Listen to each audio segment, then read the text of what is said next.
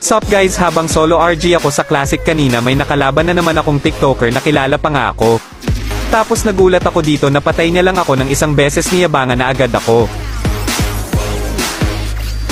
Ang hina mo pala Daxma. Alam mo ba yung huling nagyabang sa akin na comatose na? Panoorin nyo hanggang dulo kung paano ko durugin tong mayabang na ta.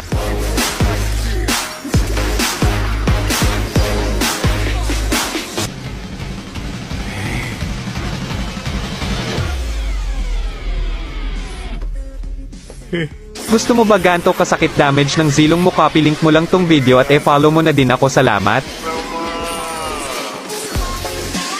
One hit report na ka-cheat yan.